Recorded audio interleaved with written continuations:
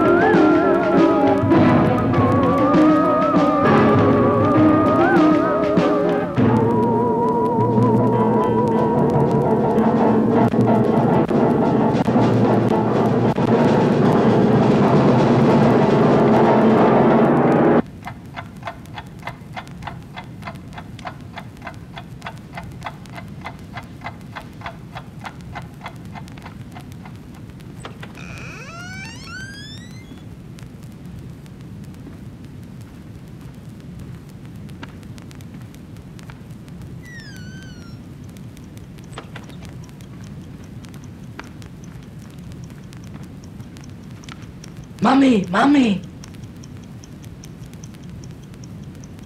Co je, Petře, tak pozdě? A nevíš, kde je otec? Ne, to nevím. A ty zase nevíš, co to bylo za šramot? To nevím, ale klidně spí dál. Třeba to byl otec, nebo Alena. Co já vím?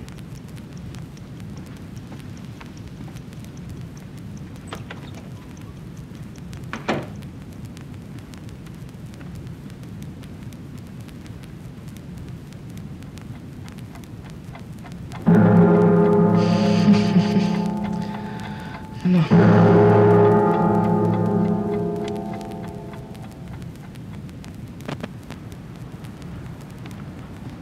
Co si čteš?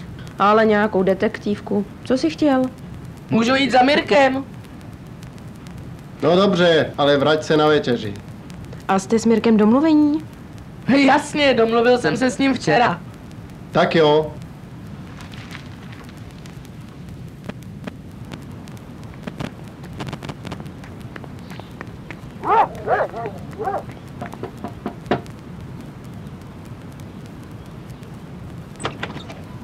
Ahoj, pojď dál. Ahoj, dík.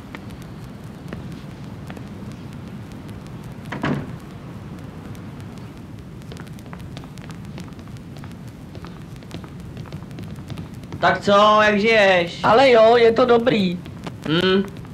Dáš si kafe? Ani ne.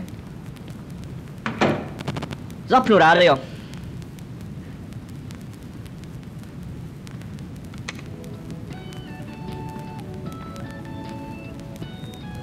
A teď si dáš to kafe.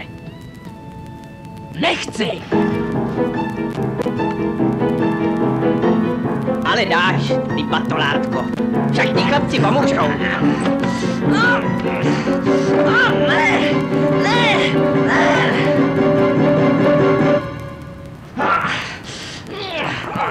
Pusť mě. Tak co, dáš si to kafe? Už jsem ti řekl, že nemám chuť. No dobře. Tak to bude pozlim.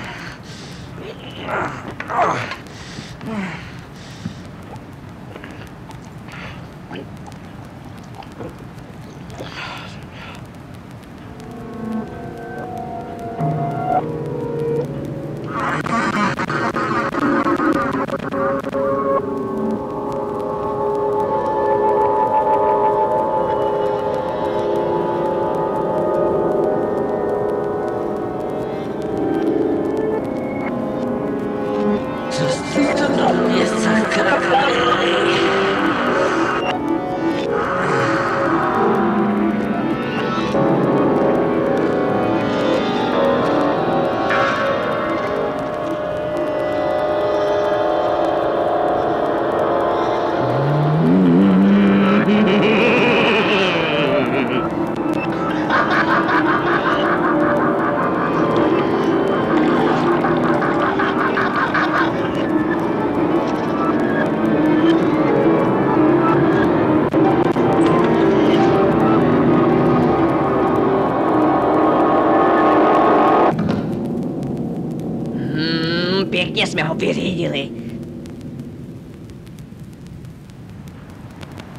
Jen ať přijde domů. Já ho přerazím. Nenadávej na něho tak. V 8 měl přijít domů a je právě 8.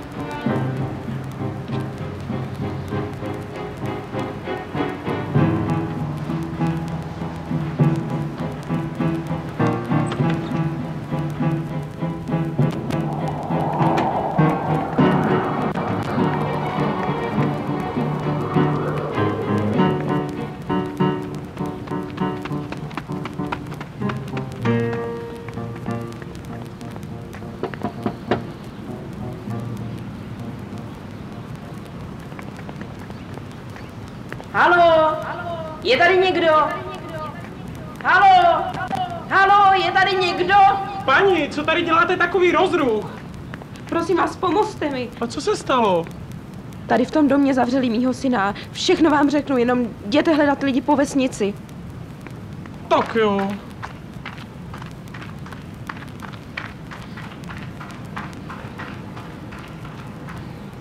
Uf.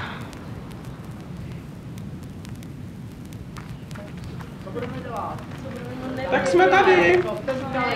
Dobrý, ale co teď? Musíme se tam dostat.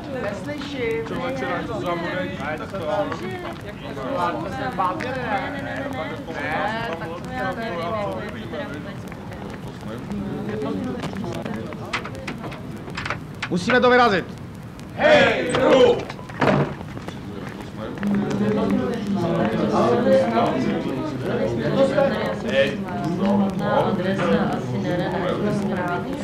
Haló, Petře. Petře, jsi tam?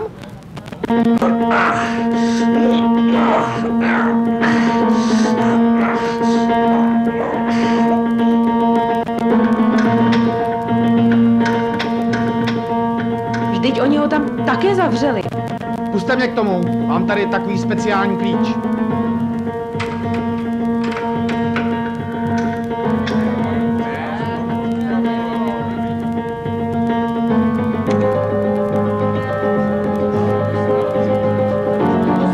Podívejte, co... Oh.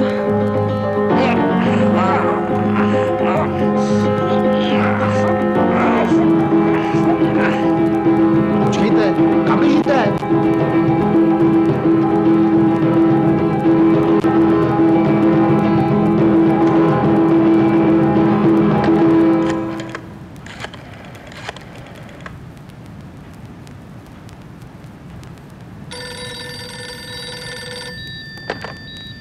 Dobrý den, u telefonu doktor Věromír Milický. Dobrý den, u telefonu Robert. Prosím vás, přijeďte sem, ale rychle. Ano, jistě, už tam jedu. Děkuju. Naschle. Naschle.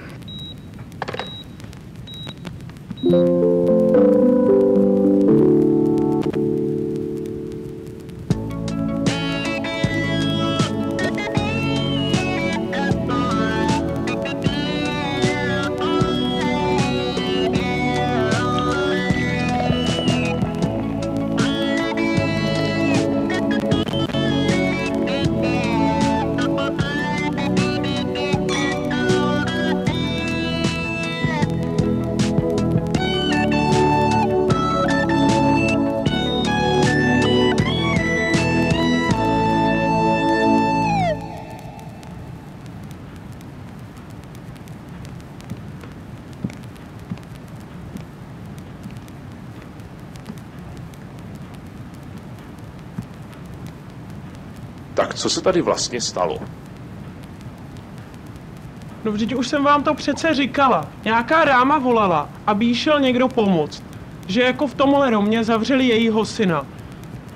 No, tak jsem na ní zakřičela. Co to jako dělá takovej rambajs? No tak ona mi to řekla. A abych šla jako hledat. To nám stačí, paní. Jak vidím, přišel Petr, tak vyslechneme jeho. Prosím vás, a jak ti kluci vypadali? Jeden je Mirek, mám jeho fotku. Děkuji. Jeden měl protáhlý obličej a kníra pod nosem a druhý měl husté obočí a hrozně se mračil a měl vrásky mezi nosem a pusou. No dobrá. Tak teď. O!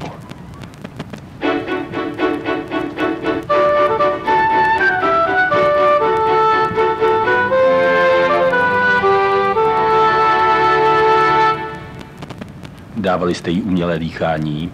Nedávali. Pak tedy nevím, jestli to přežije. No, budeme se snažit, ale jak říkám, nevím.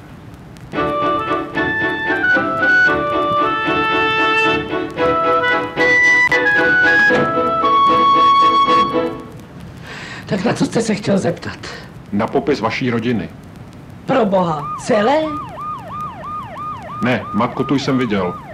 Tedy jenom otce a sourozenců, jestli nějaké máte. Dobrá, sourozence mám. Mladší sestru Alenu, ta má kratší vlasy a dost světlé obočí, ačkoliv vlasy má tmavé. Nosí brýle. Otec, ten má dost vrásek, je neoholený a má dost zarudlou tvář. Má hnědé vlasy.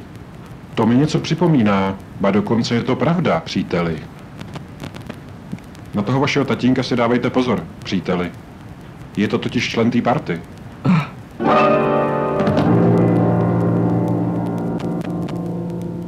Petře, probuďte se. Co jste to povídal? Že je váš otec člen té party. To není možné, ne, to snad není možné. Jak vidíte, tak to bohužel možné je. A už se uklidněte. Tak nashledanou. Naschle a musíte spát.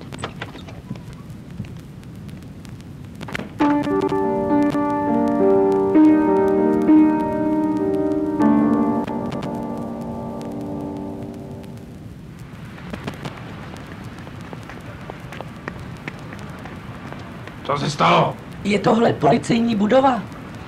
A to je? Co byste chtěl vědět? Potřebuju vědět, kde je kancelář Jiřího Počerného. Poručík Počerný. Tak to musíte až úplně nahoru. Na půdu. Díky, naschle.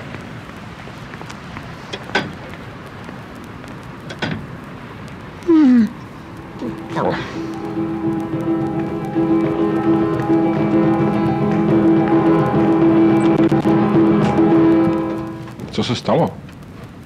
Slyšel jsem je.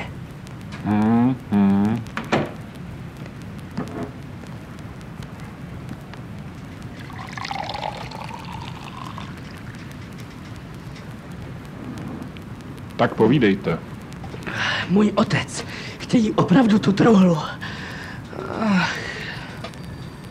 Tak co pak? Co říkali?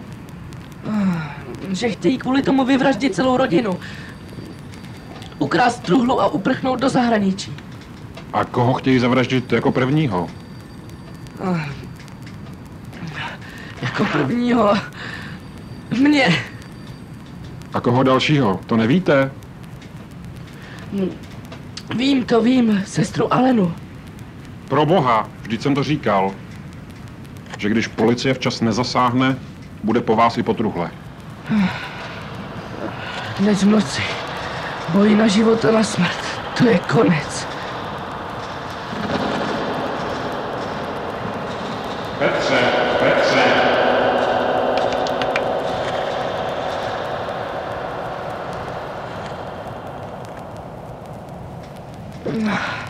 No konečně. Děkuju vám. Chci, abyste vypovídal co nejvíc. Všechno záleží jen na vás a na policistech. Víte, co by to bylo za skandál? S jakou zbraní chtějí na vás jít? Vím, s nožem. Mám utéct. Kde pak? To byste udělal velkou chybu. To se mám nechat zabít? Kde pak, to také ne. Vy budete dělat, jakože spíte, a až na vás otec vytasí nůž, chytíme ho s několika policisty při činu. Počkáme si tam na něj.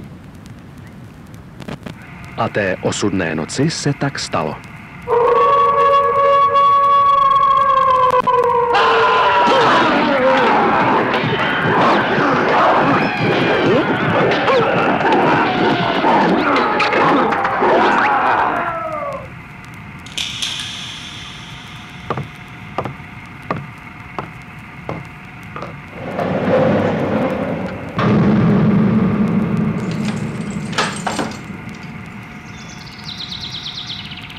Bylo ráno a všechno zase bylo, jako by se nic nestalo. Něco se ale přece jen změnilo. Parta byla chycená a hlavně všichni věděli, co je v té truhlici. Tajemství bylo rozřešeno. Za 5 let po odsezení trestu měl Petrův otec bouračku v Litoměřicích. To už je ale jiný příběh.